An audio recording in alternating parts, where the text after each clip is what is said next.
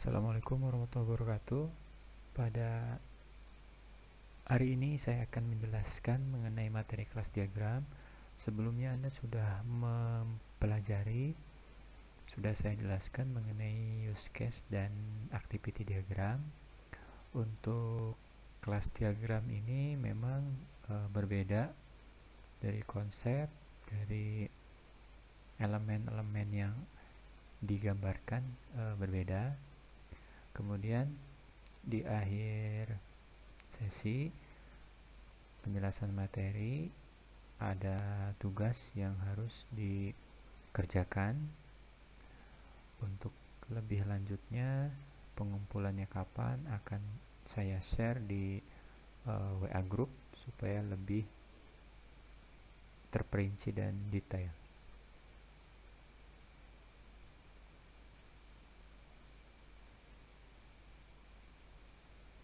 Saya akan mulai dari definisi kelas diagram. Kelas diagram ini salah satu keluarga UML yang menggambarkan kelas-kelas di dalam sebuah sistem yang tentu saja ada hubungannya satu sama lain, serta ada istilah, atribut, dan operasi. Yang harus Anda ingat semuanya bahwa di dalam konsep perancangan sistem berbasis objek itu pasti ada yang namanya kelas. Ya, ada kelas.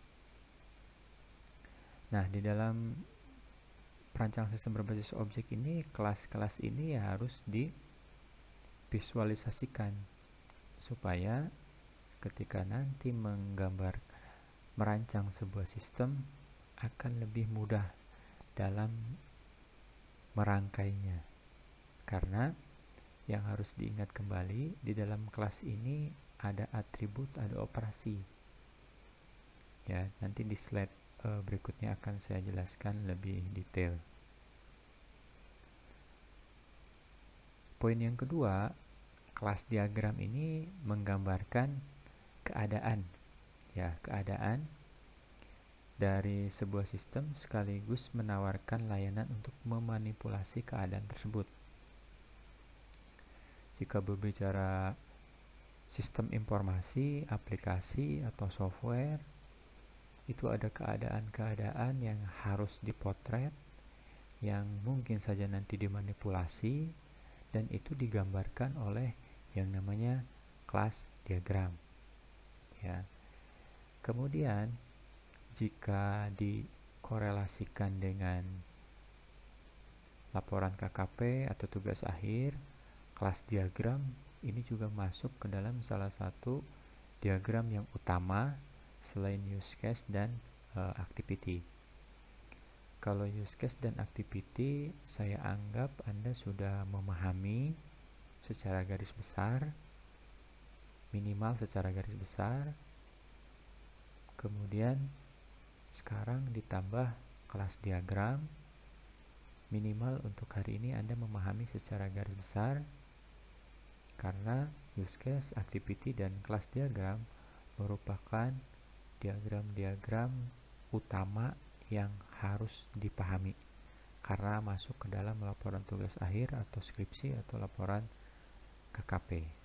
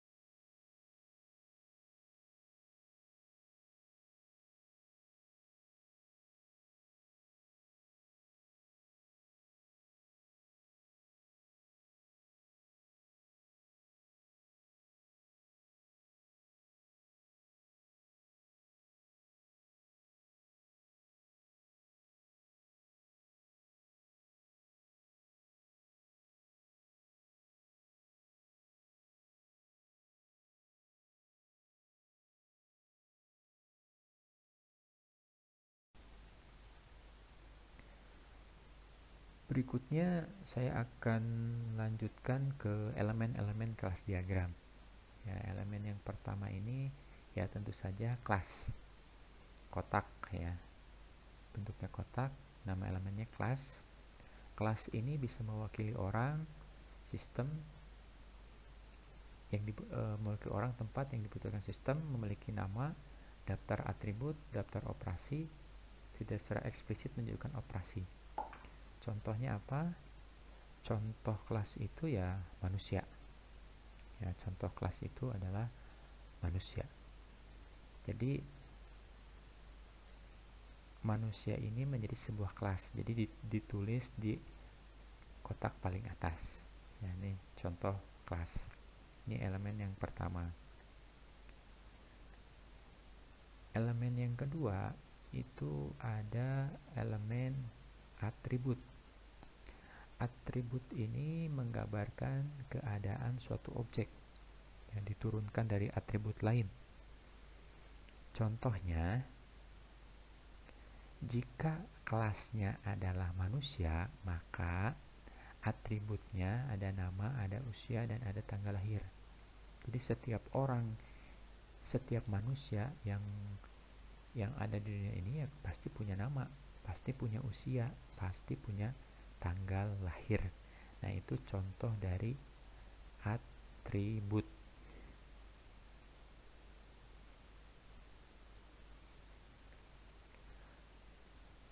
Berikutnya, elemen yang ketiga adalah operasi. Ya, operasi ini mewakili tindakan atau fungsi. Jika kelasnya itu adalah manusia, maka metodenya atau operasinya manusia itu bisa ngapain ya? Bisa berjalan, bisa tidur, bisa makan, bisa minum. Nah, ini contoh penggambaran sederhana dari sebuah kelas. Ya, jadi kalau saya ambil kesimpulan awal mengenai kelas, atribut, dan operasi, contohnya adalah kalau kelas itu manusia, maka atributnya dia punya nama, punya usia, punya tanggal lahir. Kemudian operasi dari kelas manusia adalah apa? Bisa berjalan, bisa makan, bisa minum, dan lain sebagainya. Kalau bahasanya di sini mewakili tindakan atau fungsi yang dapat dilakukan oleh kelas. Ya, karena setiap kelas itu kan pasti berbeda-beda. Mohon maaf jika dibandingkan misalnya manusia dengan tumbuhan, ya kalau tumbuhan kan operasinya tidak bisa berbicara misalnya, tapi berjalan juga tidak bisa misalnya. Itu kan perbedaan kelas, makanya pemahaman kelas ini harus dipahami secara komprehensif.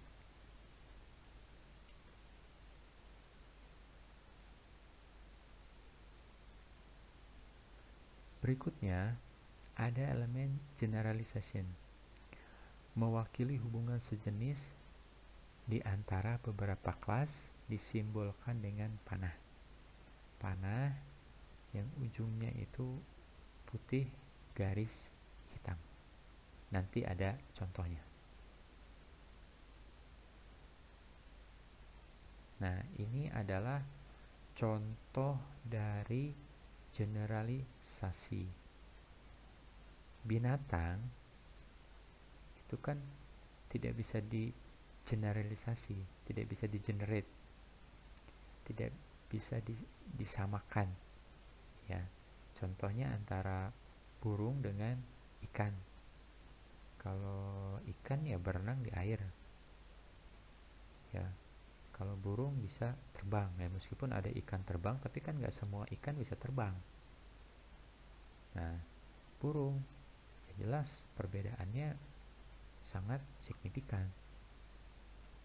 Ini kan kelas burung sama kelas ikan ini turunan dari kelas binatang. Ya, saya yakin ini enggak, kalau Anda melihat binatang kebanyak jenis dan lain sebagainya, yaitu kalau di kelas diagram ini bisa digambarkan oleh generalisasi.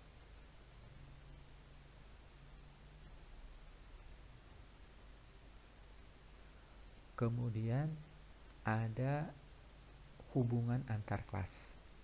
ya, ada asosiasi, mewakili hubungan antara beberapa kelas dan kelas dan dirinya sendiri, dilabeli prasakata kerja atau nama peran. Kalau Anda masih ingat, di semester 2 Anda belajar yang namanya IRD, Entity Relationship Diagram. Nah, di situ kan ada banyak ke banyak, banyak ke satu, satu ke satu, cardinality istilahnya. Ya, nah di dalam kelas diagram juga ada istilah seperti itu, tapi bukan cardinality, tapi multiplicity. Ya, multiplicitas. Ini asosiasi. 0 ke banyak, kemudian di sini ada 1. Ini nanti ada contohnya supaya lebih jelas. Ini gambaran awal dulu aja mengenai asosiasi.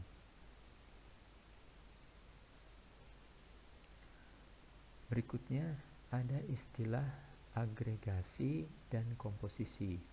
Nah, di dalam agregasi ini yang harus dipahami adalah poin pertama, hubungan sebagian, a part of, yang logis antara beberapa kelas. Kemudian agregasi terbuat dari objek yang bisa dibagi atau ditukar. Kemudian angka di sebelah kanan boleh 1, boleh juga banyak, tanda bintang. Ini agregasi.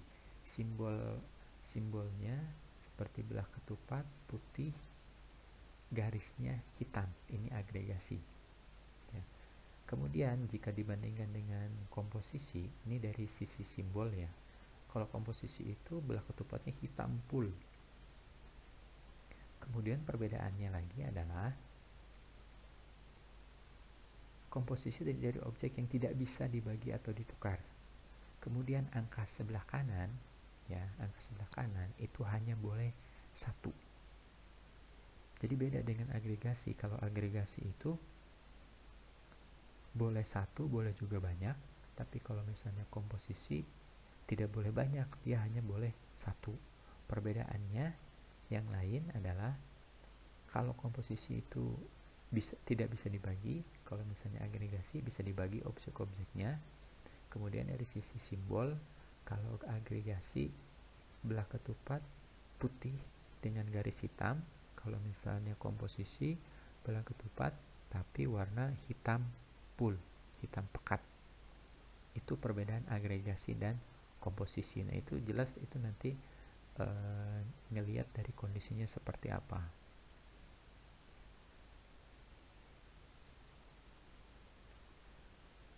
Nah, ini adalah contoh dari agregasi. Ya, misalnya 1 atau lebih dari 1 karyawan bisa menjadi bagian dari 1 atau lebih dari 1 departemen. Misalnya si A karena perusahaannya masih kecil, ya bisa aja dia bagian akunting juga, dia bisa bagian HRD juga gitu. Jadi satu orang bisa mengerjakan di 2 bagian tersebut, itu dimungkinkan. Kemudian ada desk, ada office juga sama. Ini contoh dari agregasi. Artinya hubungan antar kelas ini bisa banyak ke banyak, banyak ke 1 juga boleh. Ini contoh dari agregasi. Kemudian contoh komposisi. Kalau komposisi itu kan sudah jelas tadi, dari banyak itu hanya bisa ke 1. Misalnya ruangan, ya, bagian dari 1 gedung. Misalnya gedung A ada 10 ruangan, berarti 10 ruangan ini termasuk bagian dari gedung A tersebut. Ya, gedung B beda lagi. Ya, begitupun dengan tombol. Banyak tombol di dalam mouse, yaitu berdasarkan dari mouse tersebut. Ya, jadi ini contoh sederhana dari perbedaan agregasi dan komposisi. Makanya logika berpikir Anda ketika nanti, ya khususnya nanti ada tugas, ini harus dipikirkan secara matang, dilihat dari berbagai sisi ini seperti apa keterhubungannya, banyak ke banyak, banyak ke 1, 1 ke banyak, 1 ke 1. satu. Nah, ini harus jelas. Dalam halnya agregasi dan komposisi, ketika Anda menganggap bahwa ini adalah keterhubungannya banyak ke satu, misalnya satunya ini tidak bisa dibagi-bagi lagi, berarti komposisi. Tapi kalau banyak ke banyak berarti agregasi. Dan jangan lupakan juga dari sisi penggambarannya. Kalau agregasi itu warna putih, simbolnya garis hitam, tapi kalau komposisi warna hitam pekat atau hitam full.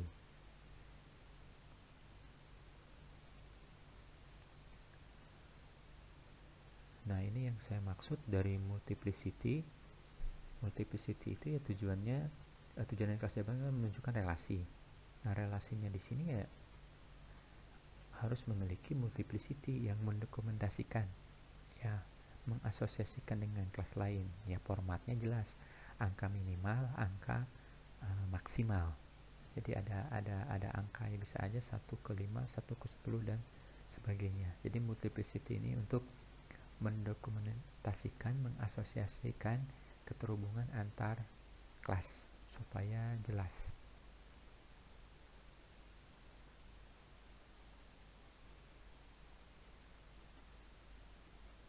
Nah, ini contoh-contoh sederhana dari multiplicity. Misalnya kalau satu berarti hanya satu. Penjelasannya misalnya satu departemen hanya punya satu bos, 0 atau lebih. Seorang karyawan bisa saja tidak memiliki anak atau memiliki banyak anak. Ya, karyawan dengan child, mungkin ini baru menikah, belum punya anak, tapi ketika udah lama mungkin bisa 3, bisa 4 dan seterusnya. Kemudian satu titik-titik bintang ini berarti satu bos bertanggung jawab untuk satu atau lebih karyawan. Ya, ini satu titik-titik bintang. Ini contoh slide yang setelah multiplicity, ya, 3 contoh awal. Kemudian contoh berikutnya 0 atau 1. Seorang karyawan bisa saja atau belum atau tidak menikah, atau belum menikah atau sudah menikah, ya, atau memiliki satu pasangan atau mungkin lebih misalnya, ya. Dalam kondisi nyata kan ada aja yang seperti itu. Kemudian di sini misalnya range yang spesifik 2.4 misalnya. Seorang karyawan bisa aja mengambil libur atau cuti 2-4 hari. Tapi biasanya kalau di perusahaan 1-12 misalnya. Itu karena ini kan sudah jelas range-nya, sudah jelas aturannya. Tidak bisa seorang karyawan itu seenaknya untuk cuti. Jadi aturannya sudah jelas, 1 tahun 12 hari misalnya. Kemudian ada istilahnya yang lain adalah multiple. Multiple tuh contohnya misalnya 1.3,5. Seorang karyawan adalah anggota dari 1-3 atau 5 komite. Komite itu misalnya organisasi karyawan, organisasi profesi misalnya. Ya, ini kan bisa aja. Jadi nggak harus satu karyawan, hanya satu organisasi itu bebas-bebas saja dengan karyawannya. Itu digambarkan dengan multiple. Ya, makanya multiplicity ini pemahamannya harus kuat, pemahamannya harus bisa dipahami dengan baik, karena akan mempengaruhi proses penggambaran antara kelas dengan kelas.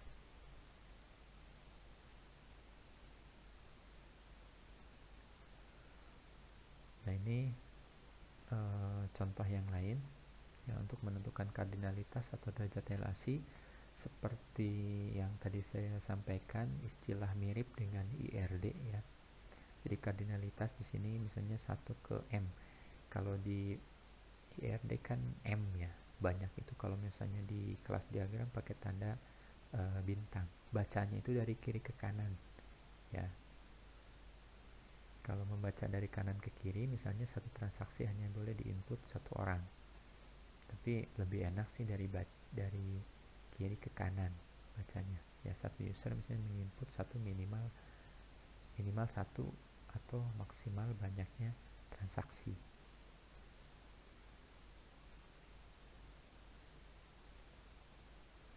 Nah, ini adalah contoh dari kelas diagram ini saya ambil dari slide ruang mahasiswa ya, slide dari kampus. Misalnya di sini ada user, kelasnya apa, ada kelas user. Kelas user punya atribut kode user, nama user, password, hak akses. Operasinya ada save, update, delete, find user, cetak. Nah, di sini menginput transaksi punya atribut nomor trans, ada tanggal, ada total. Operasinya ada save, ada nomor, ada cetak. Dan di sini multiplicity atau kardinalitasnya 1 ke 1 titik-titik bintang. Artinya apa? Satu user bisa minimal menginput satu transaksi atau lebih dari satu, ya, lebih dari satu. Begitupun dengan kelas barang dan detail transaksi. Ini contoh yang sederhana. Nah, bisa Anda lihat di sini transaksi bagian dari detail transaksi, bagian dari transaksi. Makanya di sini ada simbol belah ketupat yang hitam pekat. Ya, ini contoh dari keterhubungan antara transaksi dengan detail transaksi. Jadi artinya detail transaksi ini tidak akan ada jika transaksinya tidak muncul. Ini contoh yang pertama. Kemudian ini ada contoh yang kedua. Nah, di sini contoh dari kelas diagram manajemen hotel. Ya, mulai dari kelas manager, ada atributnya nama, kemudian ada operasinya, itu ada purchase, inventory, record, sama manager staff ya. Nah, di sini kelas manager berrelasi dengan kelas inventory. Kemudian ada kelas guest, tamu. Kemudian kelas tamu ini berrelasi dengan room. Kemudian ada resepsionis. Nah, ini contoh dari diagram manajemen, kelas diagram manajemen hotel ya. Ada sekitar 9 kelas ya, mulai dari manager sampai dengan bill ya.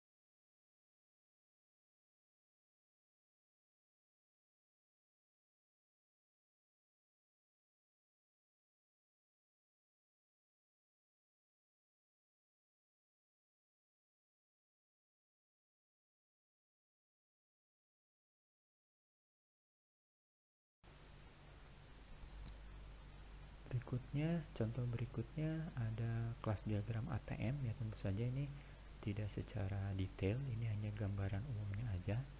Mulai dari customer berrelasi dengan mesin ATM ya, account. Nah, ini paling koreksinya di sini cardinality atau multiplicity ini tidak digambarkan secara khusus. Ini hanya menggambarkan antar kelas saja ya, antar kelas. Di sini ada agregasinya ya, kemudian ada turunannya ya. Di sini misalnya account, ada current account sama saving account ya. Jadi di diagram ATM ini ya hanya menggambarkan keterhubungan antar kelas. Secara spesifik untuk cardinality ini tidak digambarkan ya, tapi secara umum seperti ini. Ada customer, ada bank, ada account, ada ATM transaksi ya. Jadi ini contoh yang sederhana lah dari penggambaran ATM.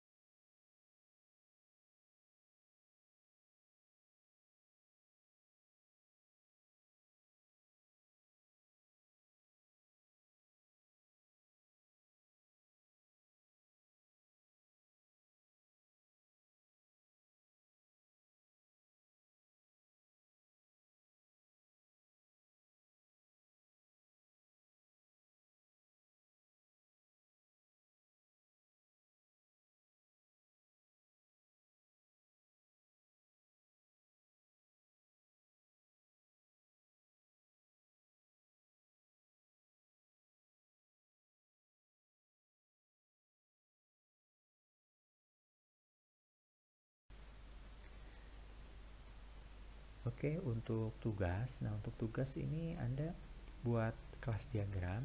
Kelasnya itu ada kelas mahasiswa, jurusan, dosen, dan mata kuliah. Nah, di sini sudah dijelaskan atribut dan metodenya itu seperti apa. Kemudian Anda harus lihat ketentuannya. Di sini asosiasinya satu dosen mengampu minimal 0 atau maksimal banyak mata kuliah. Satu mata kuliah diampu oleh minimal satu maksimal banyak atau banyak dosen. Nah, ini gimana nih penggambarannya? Poin yang kedua, satu mahasiswa mempelajari minimal satu maksimal banyak mata kuliah. Satu mahasiswa hanya bisa mengambil satu jurusan. Nah, ini tiga ketentuan ini asosiasinya seperti apa? Kemudian yang berikutnya, generalisasi. Kelas dosen memiliki subkelas sub akademik dan dosen luar biasa. Nah, tadi sebelumnya sudah saya jelaskan berkali-kali. Kalau Anda memperhatikan, mendengarkan dengan baik, saya yakin ini akan mudah menjawabnya, ya. Jadi saya harap tugas ini dikerjakan sampai jam kuliah selesai. Nanti link tugas, link uploadnya itu akan saya sampaikan melalui grup WA. Saya tutup perkuliahan hari ini. Mohon maaf jika ada kata-kata yang tidak berkenan atau kata-kata yang tidak tepat. Wassalamualaikum warahmatullahi wabarakatuh.